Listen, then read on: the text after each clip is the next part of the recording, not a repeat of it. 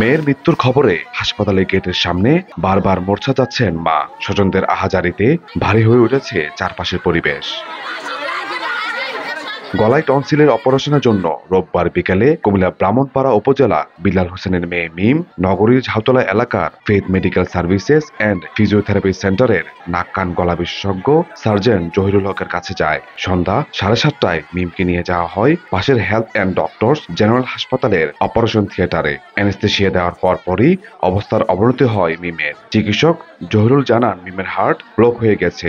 পরে দ্রুত সদর হাসপাতালে নেওয়ার পথে মারা যায় মিম। 10-12 মিনিটের ভিতরে আমার মায়া মারা গেছে, অপারেশন করতেছি না।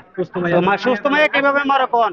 নগদের কাছে সব গ্রাহকই প্রিয়, তাই তো সারা দেশে ক্যাশ আউট চার্জ সবচেয়ে কম।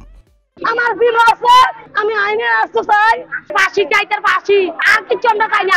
ঘটনার পরপরই চিকিৎসক জহিরুল ও কর্তৃপক্ষ হাসপাতালে তালা ঝুলিয়ে পালিয়ে যায়। খবর পেয়ে ঘটনাস্থলে পুলিশ এসে তদন্ত করে আইনি পদক্ষেপ নেওয়ার আশ্বাস দেয়। আসলে কিভাবে মারা গেছে তা তো আমরা জানি না। যদি ওনারা আইনগত প্রতিকার চায়, আমরা ওই আইনগতভাবে তদন্তের মাধ্যমে জানতে পারবো প্রকৃত ঘটনা কি। মিম আক্তার কংসনগর উচ্চ বিদ্যালয়ের 7ম শ্রেণীর শিক্ষার্থী ছিল। ইশতিয়াক আহমেদ, সময় সংবাদ, কুমিল্লা।